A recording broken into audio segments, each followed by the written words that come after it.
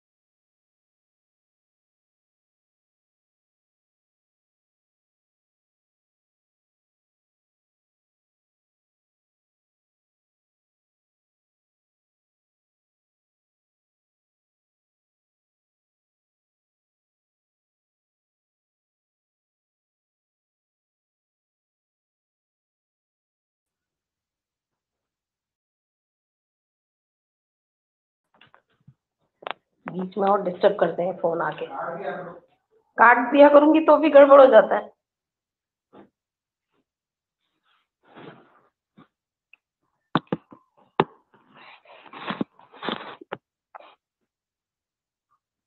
दूसरे फोन में यही गड़बड़ रहती है। मेरा फोन गड़बड़ हो रहा है इस समय, उसमें वीडियो नहीं आ रही है, केवल माइक चल रहा है। अब कल से मैं सिर्फ माइक में ही पढ़ाऊंगी, सुन के ही आपको समझना होगा, ठीक है। तो हम लोग कह रही थी, मैं आपको बता रही थी ग्रामर का कोर्स है ना, तो ग्रामर के कोर्स में वाक्य शुद्धि, समास, मुहावरे और लोकोक्तियां, बस ये 4 चैप्टर ही आपके आएंगे। इसके अलावा पत्र, जिसमें कार्यालय और व्यवसायिक पत्र और निबंध आएगा। ठीक है, अनसीन पैसेज में बता ही दिया, केवल कविता वाला आएगा जो कि आपको कठिन लगता है। ठीक है ना, तो बस अब ये इतना कोर्स आना है। और इसमें से अब हमने कौन कौन से कर लिए हैं, तो वो देखो देखो ग्रामर के जितने हमने किए थे वो सारे बेकार हो गए। बेकार तो क्या हो गए, खैर काम आएंगे कहीं ना कहीं, लेकिन हमने जितने पढ़े थे वो सब रह गए। समाज तक पढ़ लिया था हमने, तो मुहावरे और लोकोक्ति तो ये हम सबसे लास्ट में करेंगे। अब आ जाते हैं गद्य भाग में, पाठ 5। पाठ 5 आखिरी चट्टान। तो आखिरी चट्टान से हम लोग आज स्टार्ट कर देते हैं। ठीक है, और एक चीज का आप लोगों को ध्यान रखना है कि अब 3 दिन तो क्लास है होती है अपनी, उसमें से भी 5-10 मिनट तो हमारे डिस्टर्ब हो जाते हैं ये कनेक्टिविटी प्रॉब्लम की वजह से। कभी सुनाई देता है, कभी दिखाई नहीं देता, कभी पिक्चर क्लियर नहीं होती, कभी कनेक्ट नहीं होता, इंटरनेट स्लो चलता है, जाने क्या वजह हो जाती है। तो इसलिए आप ये मान के चलो कि जितना भी टाइम मिलता है कोर्स हमको फटाफट करना है ताकि रिवीजन हो और फिर उसके बाद आपकी तैयारी हो एग्जाम की। तो आज पढ़ेंगे हम लोग पाठ 5 आखिरी चट्टान। ठीक है, गद्य भाग का निकाल लो, बुक है सबके पास ना, तो गद्य भाग में निकाल लो पाठ 5 आखिरी चट्टान। तो अभी तक मैंने जितना बताया समझ में आ गया आप लोगों को? अभी तक मैंने जितना बताया कौन सा कोर्स आएगा, कितना हम पढ़ चुके हैं, पढ़ाएं? शुरू करूं?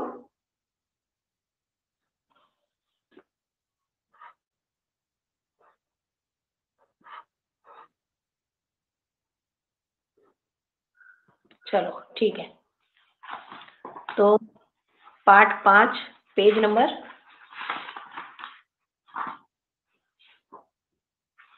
74, क्षितिज बुक का पेज नंबर 74 निकाल लो। मोहन राकेश राइटर है, मोहन राकेश, और पाठ है आखिरी चट्टान। सीधा पाठ परिचय पे आती हूँ। लेखक परिचय आप लोग खुद पढ़कर कृतियां वगैरह ये जो है आप लोग खुद तैयार करोगे क्योंकि आता है एग्जाम में, है ना। प्रस्तुत पाठ, पाठ परिचय पढ़ रही हूँ। प्रस्तुत पाठ आखिरी चट्टान एक रोचक यात्रा संस्मरण है। ठीक है, दिसंबर 1952 से फरवरी 1953 के बीच मोहन राकेश ने गोवा से कन्याकुमारी तक की यात्रा की थी। मानव मनोविज्ञान और सामाजिक संरचना की सूक्ष्म समझ के कारण यह यात्रा वृतांत भौतिक विवरण और आंतरिक मनोदशा का उदाहरण बन गई। भाषा इतनी पारदर्शी है कि लेखक के अनुभव पाठक के अनुभव में रूपांतरित होने लगते हैं। कन्याकुमारी के सूर्यास्त एवं सूर्योदय का अत्यंत सूक्ष्म अंकन इस पाठ की अनुपम विशेषता है, मानो लेखक ने कलम से प्रकृति का चित्रांकन किया हो। पता नहीं मुझे क्यों लग रहा है मैं ये पाठ थोड़ा पढ़ा चुकी हूँ। पेज फोल्ड मिल रहा है, इसका मतलब पढ़ चुके हैं हम लोग पाठ। तो अगर पढ़ चुके हो तो जहां से मैंने पढ़ा दिया था वहां से मैं स्टार्ट करती हूँ या फिर से पढ़ाऊँ? स्टार्ट ही करूँ?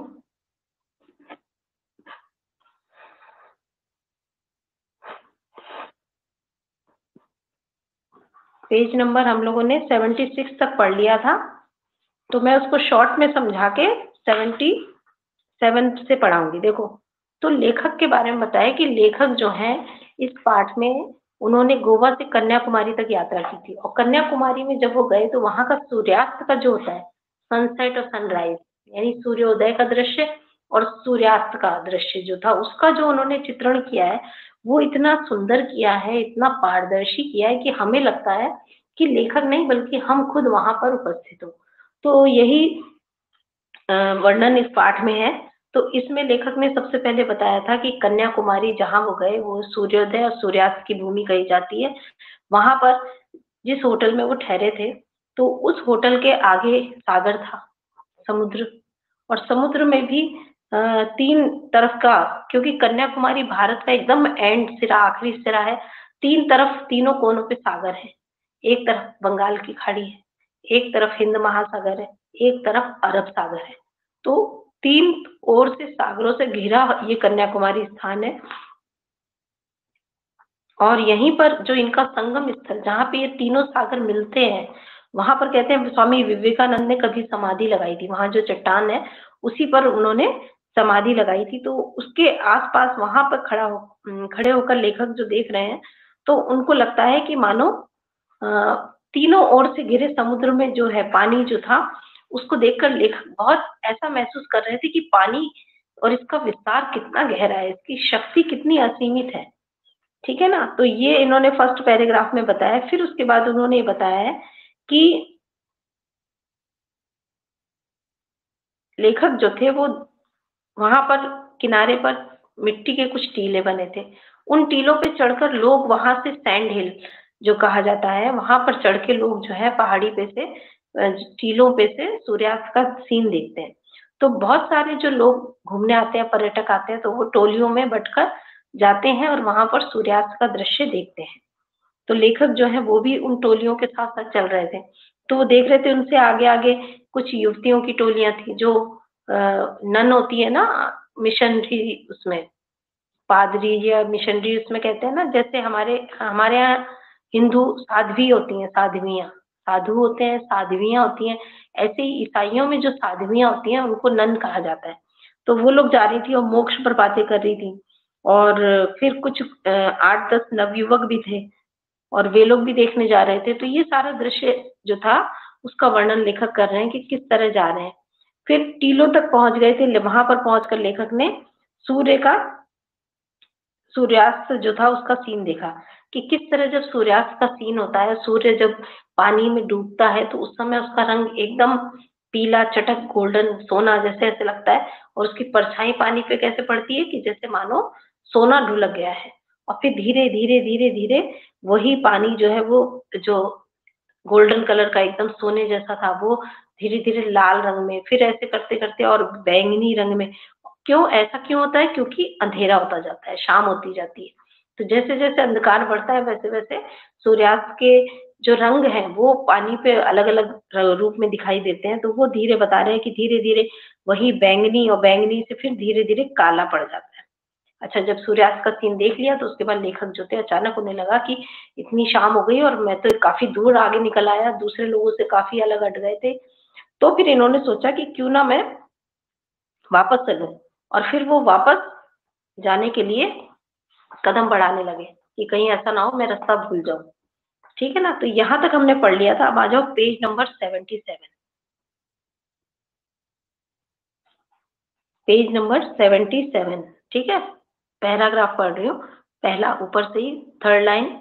अचानक ख्याल आया कि मुझे वहां से लौटकर भी जाना है, और इस ख्याल से ही शरीर में कपकपी भर गई। दूर सैंड हिल की तरफ देखा, वहां स्याही में डूबे कुछ धुंधले रंग खिलते नजर आ रहे थे। मैंने रंगों को पहचानने की कोशिश की, पर उतनी दूर से आकृतियों को अलग अलग कर सकना संभव नहीं था। मेरे और उन रंगों के बीच स्याह पड़ती रेत के कितने ही टीले थे। मन में डर समाने लगा कि क्या अंधेरा होने से पहले मैं उन सब टीलों को पार करके जा सकूंगा। कुछ कदम उस तरफ बढ़ा भी, पर लगा कि नहीं, उस रास्ते से जाऊंगा तो शायद रेत में ही भटकता रह जाऊंगा। इसलिए सोचा कि नीचे समुद्र तट पर उतर जाऊं। तट का रास्ता निश्चित रूप से कैप होटल के सामने ले जाएगा। जिस होटल में लेखक ठहरे थे, कैप होटल में। तो फिर उन्होंने जब देखा अंधेरा बढ़ने लगा, तो जो दूर खड़े लोग टीलों पे से देख रहे थे वो धीरे धीरे धुंधले हिलते हुए नजर आ रहे थे उनको, और धीरे धीरे अंधेरा हो रहा था। तो उनको डर भी लग रहा था कि कहीं ऐसा ना हो कि मैं रास्ता भटक जाऊं। तो उन्होंने सोचा कि यहाँ पर मैं अगर टीलों से टीले उतर के जाऊंगा तो मैं रास्ता भटक सकता हूँ, तो क्यों ना मैं समुद्र तट की तरफ उतर जाऊं, ताकि समुद्र तट का रास्ता तो फिर कैफ होटल के सामने ही निकलेगा। तो इसलिए उन्होंने वैसा ही किया। निर्णय तुरंत करना था, इसलिए मैं बिना सोचे रेत पर बैठकर नीचे की तरफ फिसल गया।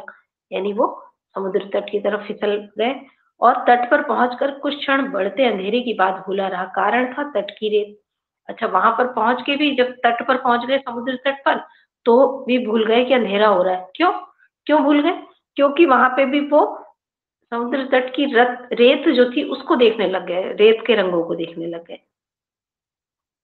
पहले भी समुद्र तट की कई कई रंगों की रेत देखी थी, सुरमई, खाकी, पीली और लाल। मगर जैसे रंग उस रेत में थे वैसे मैंने पहले कभी कहीं किसी रेत में नहीं देखे।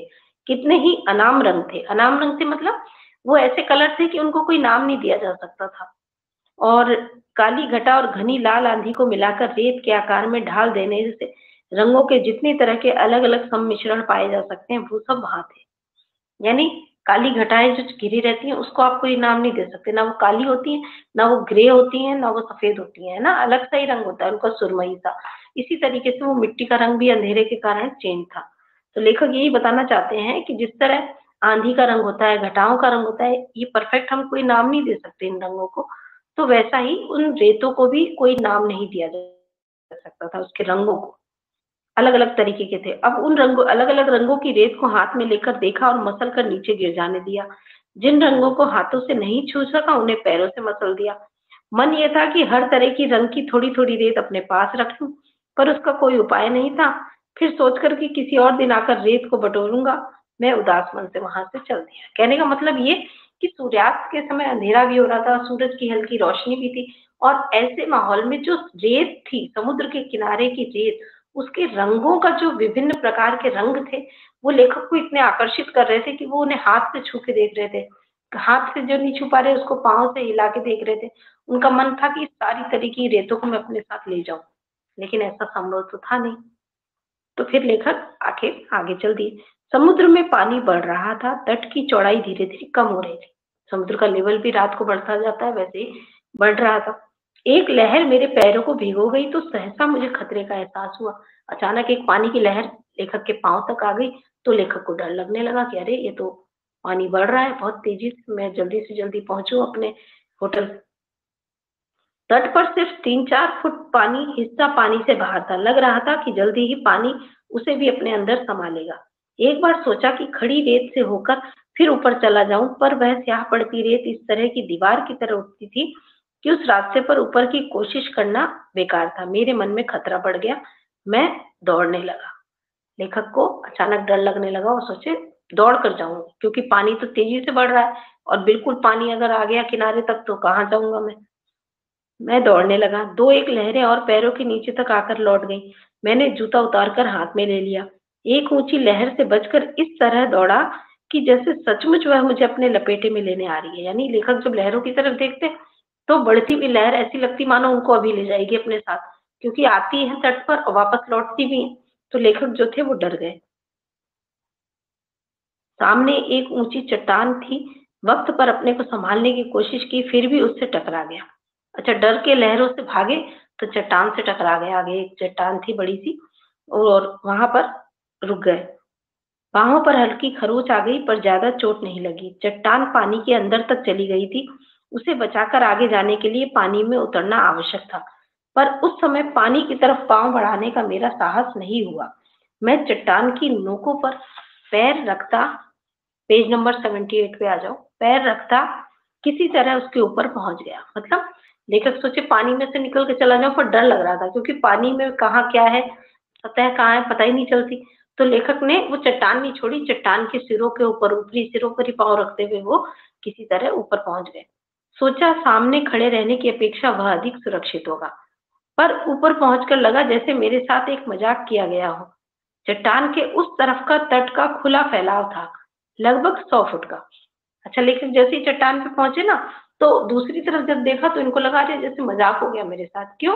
क्योंकि उस चट्टान के बाद आगे और काफी सारा इलाका जो था वो समुद्र तट का ही इलाका था। मतलब वहां पानी नहीं था, वो एकदम किनारा ही था।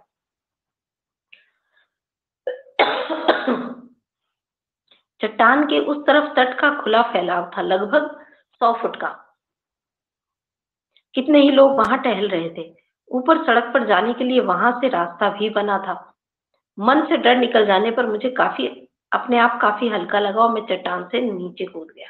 और जब लेखक ने देख लिया कि दूसरी तरफ तो काफी बड़ा किनारा है, लोग टहल रहे हैं, आ रहे हैं, जा रहे हैं, तो सारा डर खत्म हो गया और वो चट्टान से दूसरी तरफ कूद गए। जबकि उनको पहले क्या लग रहा था, चट्टान के बाद फिर पानी ही पानी होगा। रात, अब रात का समय, रात, कैप होटल का लॉन। अंधेरे में हिंद महासागर को काटती कुछ स्याह लकीरें, एक पौधे की टहनियां, नीचे सड़क पर टार्च जलाता एक आदमी, दक्षिण पूर्व के क्षितिज में एक जहाज की मध्यम सी रोशनी। अभी रात के समय का दृश्य देख रहे हैं और चारों तरफ का वर्णन कर रहे हैं कि रात होती कैप होटल के लॉन में बैठे थे और अंधेरे में हिंद महासागर को काटती कुछ स्याह लकीरें दिख रही थी। यानी एक बड़ा सा पेड़ था, उसकी टहनियां थी, वो दिखाई दे रही थी, अंधेरी में काली टहनियां दिख रही थी। और नीचे सड़क पर टॉर्च जलाता बुझाता एक आदमी दिख रहा था। दक्षिण पूर्व के क्षितिज में देखते हैं वो, तो वहां पर उनको क्या दिखाई देता है, एक जहाज की मध्यम रोशनी। कोई जहाज जा रहा था जिसकी बिल्कुल लाइट जल रही थी और वो दिखाई दे रही थी। मन बहुत बेचैन था, बिना पूरी तरह भीगे सूखती मिट्टी की तरह। यानी जैसे मिट्टी होती है जो पूरी तरह सूखी नहीं होती और गीली भी नहीं होती, पानी से भीगने के बाद भी पूरी तरह गीली नहीं होती, ऐसी सूखती भीगती मिट्टी की तरह उनका मन बहुत बेचैन था। जगह मुझे इतनी अच्छी लगी थी कि मन था कि अभी कई दिन कई सप्ताह वहां रहूं, पर अपने भुलक्कड़पन की वजह से एक ऐसी हिमाकत कराया था कि लग रहा था वहां से तुरंत लौटकर जाना पड़ेगा। अपना सूटकेस खोलने पर पता चला कि कनानौर में 17 दिन रहकर जो 80-90 पन्ने लिखे थे वे वहीं मेज की दराज में छोड़ आया हूं। अब मुझे दो में से एक चुनना था। एक तरफ था कन्याकुमारी का सूर्यास्त, समुद्र तट और वहां की रेत, और दूसरी तरफ अपने हाथ के लिखे कागज जो शायद अब भी सवाए होटल के एक दराज में बंद थे। मैं देर तक बैठा सामने देखता रहा, जैसे कि पौधे की टहनियां या उनके हाशिए में बंद महासागर के पानी से मुझे अपनी समस्या का हल मिल सकता है। लेखक ये कहना चाहते हैं कि मेरा मन बड़ा बेचैन था। क्यों? क्योंकि मन में तो उनके और समय वहां रुकने का था, क्योंकि उन्होंने सूर्यास्त का जो सीन देखा था वो और देखना चाहते थे। एक दिन और रुकते तो दूसरे दिन का सूर्यास्त भी देख पाते, लेकिन ऐसा नहीं कर पाए। क्यों?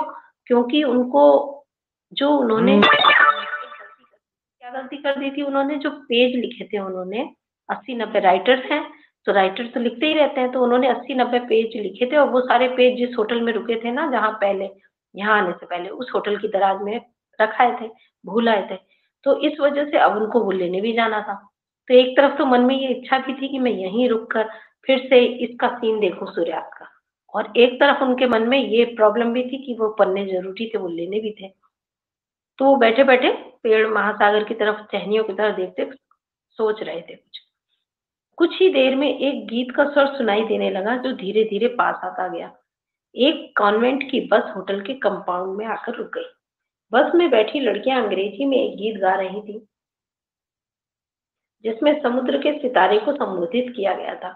उस गीत को सुनते हुए और दूर जहाज की रोशनी में ऊपर एक चमकते सितारे को देखते हुए मन और उदास होने लगा। गहरी सांझ के सुरमई रंग में रंगी वह आवाज मन की गहराई के किसी कोमल रोए को हल्के हल्के सहला रही थी। लग रहा था जैसे उस रोए की जिद शायद मुझे वहां से जाने नहीं देगी। लेकिन उससे भी जिद्दी एक और रोया था, दिमाग के किसी कोने में अटका, जो सुबह वहां से जाने वाली बसों का टाइम टेबल मुझे बता रहा था। गीतों के स्वरों की प्रतिक्रिया के साथ साथ टाइम टेबल के हिंसे जुड़ते जा रहे थे। पहली बस 7:15, दूसरी 8:35, तीसरी। थोड़ी देर में बस लौट गई। गीत के स्वर विलीन हो गए और मन में केवल हिंदसों की चरखी चलती रही। अब इस पैराग्राफ में लेखक ये बता रहे हैं कि यही सब वो सोच रहे थे, तो उसी समय होटल के कंपाउंड में आके एक बस ठहरी। उस बस में बस आई और उस बस के में कुछ लड़कियां बैठी अंग्रेजी में कोई गीत गा रही थी, और उस गीत के अंदर समुद्र के सितारे का वर्णन था। इंग्लिश गीत था, समुद्री सितारे का वर्णन था। लेखक उस गीत को सुनते जा रहे थे और दूर से जो जहाज दिखाई दे रहा था, उस जहाज के ऊपर एक सितारा चमक रहा था। रात का समय था, तो उस सितारे की रोशनी उसको देख रहे थे। शाम का समय था, अंधकार था, और वो गीत जिस हिसाब से गाया जा रहा था वो सब सुनकर ऐसा माहौल बन गया कि लेखक बड़े उदास हो गए। और उदास में उनको ऐसा लगा कि जैसे जो मन उदास हो रहा था, और ये ऐसा लग रहा था कि वो यहाँ से नहीं जाएंगे। वो उनको ये पूरा माहौल, पूरा समय ऐसा बन गया था कि उनको लगा कि वो यहाँ से नहीं जाएंगे। ऐसी जिद कर रहा है वो वहां का माहौल कि मत जाओ। लेकिन लेखक कह रहे मेरे दिमाग के कोने में एक जिद्दी रुआ और था, मतलब मेरे दिमाग में एक और चीज थी कि न जाने की तो मन में चाहत थी। कुल मिला के ये इतनी सी बात कहना चाहते हैं, पर राइटर है ना, तो जरा अलग अंदाज में कह रहे हैं अपनी बात। कहना इतना ही चाह रहे हैं कि मेरे मन में वहां से जाने की बिल्कुल इच्छा नहीं थी और रुकना चाहता था, लेकिन मन का एक कोना जो था वो अंदर ही अंदर टाइम टेबल पढ़ रहा था। कौन सा टाइम टेबल पढ़ रहा था? वहां से जाने वाली बसों का टाइम टेबल, कि एक बस इतने बजे जाएगी यहाँ से, दूसरी बस इतने बजे। यानी मन में ये विचार भी चल रहा था कि मुझे सुबह दूसरी बस पकड़कर यहाँ से जाना भी है। क्यों जाना है? कनानौर होटल में जो लिखे हुए पन्ने छोड़ा है उनको लेने। तो इस तरीके से धीरे धीरे जो बस आई थी, बस में जो गीत गाया जा रहा था वो आके चली भी गई, लोगों को उतार कर या जो भी है, बस चली भी गई, लेकिन लेखक के दिमाग में वो हिंद से यानी वो अक्षर, वो बातें चलती रही कि पहली बस इतने बजे की है, दूसरी बस इतने बजे की है। कुल मिला के कहने का मतलब ये कि लेखक को जाने की इच्छा नहीं थी, फिर भी वो जाने की जरूरत समझते थे, क्योंकि वो जाना उनका जरूरी था। ग्रेजुएट नवयुवक मुझे बता रहा था कि कन्याकुमारी की 8,000 की आबादी में कम से कम 400-500 शिक्षित नवयुवक ऐसे हैं जो बेकार हैं। उनमें से 100 के लगभग ग्रेजुएट हैं। उनका मुख्य धंधा है नौकरियों के लिए अर्जी देना और बैठकर आपस में बहस करना। वह खुद वहां फोटो एल्बम बेचता था। दूसरे नवयुवक भी उसकी तरह छोटे मोटे काम करते थे। अच्छा, लेखक के पास जो ग्रेजुएट युवक ठहरा था, वो जो बातें कर रहा था, जो वहां वहीं का लोकल बंदा था, उसके बारे में बता रहे हैं कि वो बता रहा है कि कन्याकुमारी जो है, वहां की आबादी 8,000 की लगभग है और इसमें से कम 400-500 युवक हैं जो ग्रेजुएट हैं, पढ़े लिखे हैं, ग्रेजुएट की डिग्री है, लेकिन उनके पास कोई नौकरी नहीं है। वो लोग क्या करते हैं, सिर्फ वहां पे आते हैं, इकट्ठे होते हैं, नौकरी के लिए आवेदन भरते हैं, पर्चियां भरते हैं और अर्जियां देते हैं और आपस में बैठकर बहस करते हैं। ये डेली का उनका रूटीन है। और जो वो नवयुवक लेखक के पास आया था, वो खुद भी क्या कर रहा था, फोटो एल्बम बेचता था। फोटो एल्बम जानते हो ना, ज्यादातर समुद्र किनारे लोग वो भाग आते हैं, फोटो खिंचाते हैं, फिर उन फोटो को कलेक्ट करके एल्बम में, तो एल्बम बेचा करता था वो। दूसरे नवयुवक भी जो थे वो भी छोटे मोटे धंधे करते थे। ये सब बातें लेखक बता रहे हैं। लेखक को और क्या बताया उस नवयुवक ने कि हम लोग सीपियों का गूदा खाते हैं और दार्शनिक सिद्धांतों पर बहस करते हैं। सीपियों का गूदा देखा होगा, अंग्रेज लोग जो है वो समुद्री खाना ज्यादातर उनका होता है, सी फूड होता है। उन सी फूड में एक मसल्स बोलते हैं, जाने क्या बोलते हैं, जिसके अंदर कोई कीड़ा जो होता है, जिसको हम लोग कीड़ा या गूगर के बोलते हैं, तो वो खाते हैं। सीपियों के अंदर जो गूदा होता है वो खाते हैं। और दार्शनिक सिद्धांतों पर, क्योंकि वहां तो गोवा कन्याकुमारी है जो साउथ है, सी फूड समुद्र किनारे लोगों का खान पान यही है वहां का। तो वो कह रहा था कि इस चट्टान से इतनी प्रेरणा तो हमें मिलती ही है। मुझे दिखाने के लिए उसने वहीं से एक सीपी लेकर उसे तोड़ा और उसका गूदा मुंह में डाल दिया। यानी उसने लेखक को दिखाया किस तरह वो सीपी का गूदा खाते हैं। पानी और आकाश में तरह तरह के रंग झिलमिलाकर, पेज नंबर 79 पे आ जाओ। पानी और आकाश में तरह तरह के रंग झिलमिलाकर छोटे छोटे द्वीपों की तरह समुद्र में बिखरी स्याह चट्टानों की चोट से सूर्य उदित हो रहा था। घाट पर बहुत से लोग उगते हुए सूर्य को अर्घ देने के लिए एकत्रित थे। घाट में घाट से थोड़ा हटकर गवर्नमेंट गेस्ट हाउस के बैरे बैरे वेटर सरकारी मेहमानों को सूर्योदय के समय की कॉफी पिला रहे थे। अब देखो, रात भर ठहरे, सूर्यास्त देखने के बाद रात भर ठहरे, अब सुबह हुए, तो सुबह सूर्योदय का सीन भी देखने के लिए वहां काफी पब्लिक थी। तो उस समय बता रहे हैं कि सूर्योदय का समय था, है ना।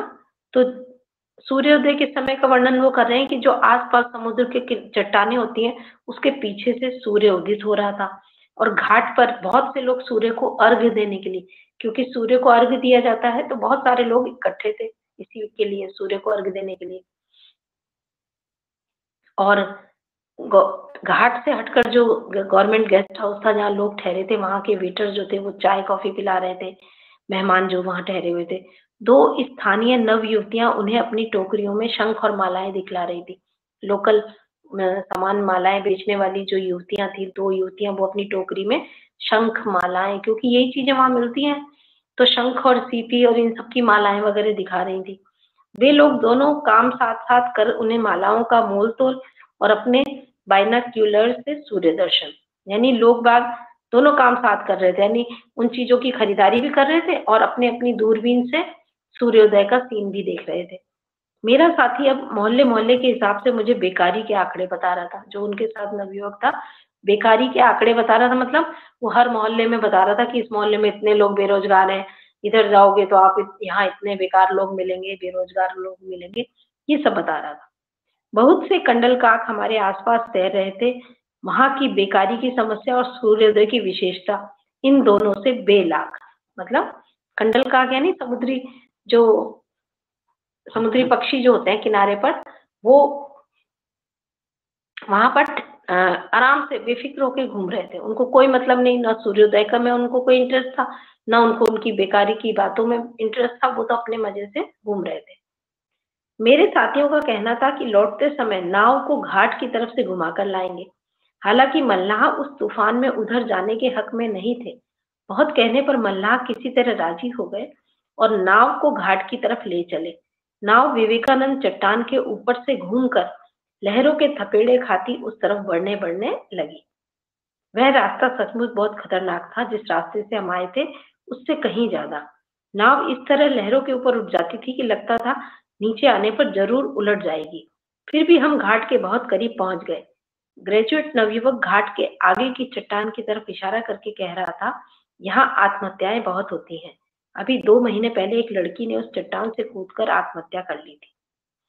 अब लेखक बता रहे हैं वहां पर जो नाव में घूम के आए घाट से, तो उसका क्या एक्सपीरियंस था वो बता रहे हैं कि किस तरीके से वो वहां से आए। और एक और बात बता रहा था नवयुवक उनको कि यहाँ पर आत्महत्याएं बहुत होती हैं। पिछले दिनों ही एक लड़की ने आत्महत्या कर ली थी। मैंने सरसरी तौर पर आश्चर्य प्रकट कर दिया। मेरा ध्यान उसकी बात में नहीं था। लेखक ने सरसरी तौर पे मतलब ऊपर से अनमने मन से उसकी बात सुन ली, हाँ हाँ कर दिया, लेकिन सुनने में कोई दिलचस्पी नहीं थी। मैं आंखों से तय करने की कोशिश कर रहा था कि घाट और नाव के बीच अब कितना फासला है, क्योंकि लेखक का दिमाग तो बस यही था कि कितनी दूरी बची है किनारे से, नाव जो है कब तक पहुंचेगी किनारे पर, यही जानने में उनका इंटरेस्ट था। एक लहर ने नाव को इस तरह धकेल दिया कि मुश्किल से वह उलटते उलटते बच गई। आगे 3-4 चट्टानों के बीच एक भंवर पड़ रहा था। नाव अचानक एक तरफ से भंवर में दाखिल हुई और दूसरी तरफ से निकल आई। इससे पहले कि मल्लाह उसे संभाल पाते, वह फिर उसी तरह भंवर में दाखिल होकर घूम गई। कुछ ही क्षणों के लिए भंवर और उस घूमती नाव के सिवा किसी और चीज की चेतना नहीं रही। चेतना हुई जब भंवर से 3-4 चक्कर खा लेने के बाद नाव किसी तरह उससे बाहर निकल आई। यह अपने आप या मल्लाहों की कोशिशों से मैं नहीं कह सकता। यानी लेखक बता रहे हैं कि नाव अचानक जो लहर थी, एक लहर आई, उससे नाव अचानक बची उलटते उलटते, और चट्टानों के पास एक भंवर बन रहा था। भंवर जानते हो ना, भंवर ऐसे गोल गोल पानी में बनता है। भंवर जो भी उसमें फंस जाता है उसको एकदम नीचे गहराई तक ले जाता है। तो उस भंवर में इनकी नाव जो थी वो चक्कर खाने लगी, लेकिन डूबी नहीं, और चक्कर खा के अचानक से वो बाहर आ गए। और जब इनका दिमाग चेतना लौटी, मतलब होश तब आया जब बिल्कुल इनको पता ही नहीं चला अंदर कैसे क्या हुआ भंवर में।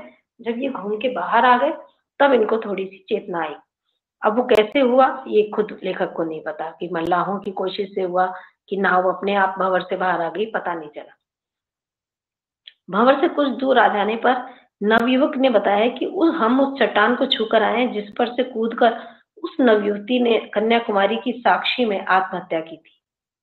यानी हम उस खतरनाक चट्टान के पास से होकर आए जिसपे से कूदकर उस भंवर में अक्सर लोग आत्महत्या करते हैं। और उस लड़की ने भी कन्याकुमारी की साक्षी में, मतलब इस जगह की साक्षी गवाह है ये जगह, कि यहीं पर कूदकर उसने जान दी थी। पर मैंने तब तक उस चट्टान की तरफ ध्यान से नहीं देखा था। जब हम किनारे के पास बहुत पास नहीं पहुंच गए, यह भी वहां पहुंचकर जाना कि घाट की तरफ आने का इरादा छोड़ मल्लाह उसी रास्ते से नाव को वापस लाए हैं जिस रास्ते से पहले ले गए थे। मतलब उन्होंने उस तरफ देखा ही नहीं डर के मारे। और ये भी बाद में ही उन्होंने देखा कि हाँ मल्लाह उसी रास्ते से लाए, कोई दूसरे रास्ते से नहीं लाए, पहले जिस रास्ते से गए थे उसी रास्ते से आए। कन्याकुमारी के मंदिर में पूजा की घंटियां बज रही थी। भक्तों की एक मंडली अंदर जाने से पहले मंदिर की दीवार के पास रुककर प्रणाम कर रही थी। सरकारी मेहमान गेस्ट हाउस की तरफ लौट रहे थे। हमारी नाव और किनारे के बीच हल्की धूप में कई एक नावों के पाल और कंडल काकों के पंख एक से चमक रहे थे। मैं अब भी आंखों के बीच की दूरी नाप रहा था और मन में बसों का टाइम टेबल दोहरा रहा था। तीसरी बस 9:40 पर, चौथी, ऐसे करके। कहने का मतलब शाम का समय हो गया था। धीरे धीरे अब इनको जाने का वक्त था।